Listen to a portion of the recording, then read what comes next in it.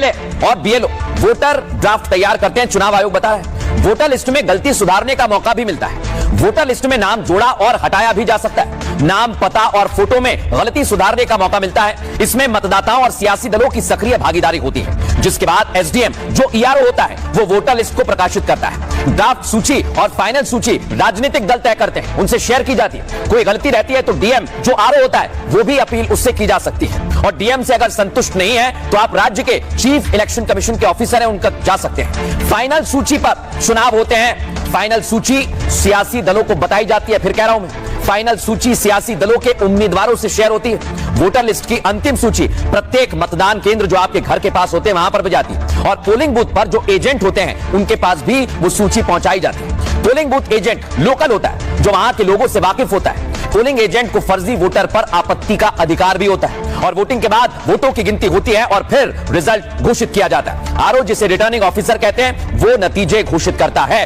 और अगर नतीजे पर आपत्ति है तब भी आप हाईकोर्ट जा सकते हैं। हाईकोर्ट जाने के लिए 45 दिन का वक्त दिया जाता है। फिर भी आरोप है तो मकसद समझा जा सकता है। मकसद सीधा यही है, बिहार में चुनाव है और बिहार चुनाव से पहले इस मुद्दे को हवा दी जा रही है। सुनिए जरा कैसी राजनीतिक प्रतिक्रियाएं आई हैं। देखिए, जो खुद चोर हो दूसरे की बात क्या करें, इसलिए मैंने शुरू में ही कहा कि चोर चोर मौसेरे भाई, ये दोनों मिल गए, एक दिल्ली का चोर एक पटना का चोर, दोनों मिलकर चोरी की बात कर रहे हैं और सीना जोड़ी कर रहे हैं, अराजकता फैला रहे हैं, गुंडागर्दी कर रहे हैं। लफाजी करने के लिए तो प्रधानमंत्री बैठे हैं ना। संवैधानिक पद पर बैठा हुआ व्यक्ति स्पेसिफिक सवालों के स्पेसिफिक जवाब नहीं दे पा रहा, वो भी लफाजी करने पे उतर आए, तो आप समझ सकते हो कि कितना कुछ छिपाना पड़ रहा है, कितना कुछ ढकना पड़ रहा है। राहुल गांधी इस देश में झूठ बोल के, भ्रम फैला के। अस्सलामु अलैकुम व रहमतुल्लाहि व बरकातहू। अज़ीज़ान मिल्लत इस्लामिया, आप तमाम उम्मती को मुफस्सल की तरफ से सलाम अर्ज़ है। घर में बड़ी पर्दानिशीन इज़्ज़तदार माँ और बहनों को मुफस्सल की तरफ से सलाम अर्ज़ है। बर के बहरहाल अल्लाह से उम्मीद है आप लोग खैरियत से होंगे, अल्लाह की हिफाजत में होंगे। इन मलूनों की मलामत से, इन फ़िरक़ा परस्तों की फ़िरक़ा परस्ती से, इन दरिंदों की दरिंदगी से, इन मावलिंचरों की मावलिंचिंग से, इन बलात्कारों की बलात्कारी से, इन दहशत गर्दों की दहशत गर्दी से महफूज होंगे। अल्लाह आप लोगों को अपने हफ्ज़ अमान में रखे, अल्लाह अपनी हिफाजत में रखे, अल्लाह हर आबा से हर शर से महफूज रखे। बहरहाल बहरकैफ मेरे अज़ीज़ दोस्तों, मेरे भाइयों, देश के हालात से भी आप लोग वाकिफ़ है और देश के बाहर के हालात से भी आप लोग वजह वाकिफ़ है, लेकिन ये आपका भाई आपको देश की खबर सुनाऊंगा जो खबरें निकल के देश से आ रही है। जो अपने आप को बहुत बड़ी तोप समझते थे, आज जो उनकी हालत जो हो गई भी है, अब ये जो देश छोड़ के जो भागने की चक्कर में है। लेकिन मैं तो एक ही चीज़ कहूँगा, इनके पासपोर्ट जब्त कर लेना चाहिए मालूम, और इनके लिए ब्लॉक लिस्ट, ये लोग जो मुल्क से बाहर नहीं जाने का डाल देना चाहिए, क्योंकि ये सारे के सारे निकम्मे और सारे के सारे चोर है। इसमें 1 2 3 नहीं, आप गिनती नहीं गिन सकते, उतने हैं। तो इनके ऊपर जितनों के ऊपर भी राहुल गांधी ने जो नामे दिए हैं उन सब के ऊपर ये कार्रवाई करना है। और रही बात जो सुप्रीम कोर्ट जो हिंदुस्तान की तारीख में पहली मर्तबा ऐसे फैसले किया है, हम सलाम करते हैं, हम सलूट करते हैं। और जो सुप्रीम कोर्ट ने साफ कह दिया इलेक्शन कमीशन को, ये अगर मगर ये हो गया वो हो गया, ये फालतू बातें करने का टाइम नहीं है।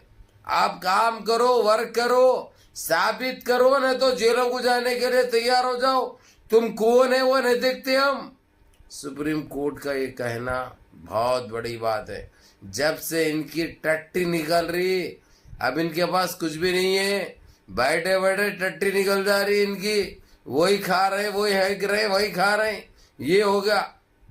अब इन्हों इतनी हैबत में मुब्तला है, अब ये कैसा बचना बोल के सोच रहे हैं, क्योंकि इलेक्शन कमीशन कल सोचा था जिस तरीके से बयानबाजी करके बचेगा राहुल गांधी के ऊपर, फिर ये वो हो रहा, लेकिन विदिन राहुल गांधी को 2 घंटे न लगे इनको लपटने के लिए, इनको घसीटने के लिए, और विद प्रूफ सबूत के साथ।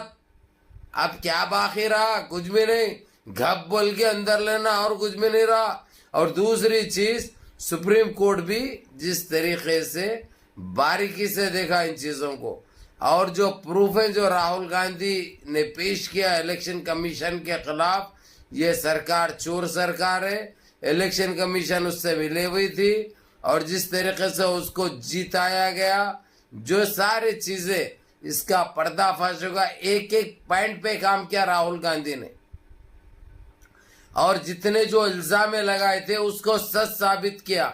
अब खत्म हो गई बात।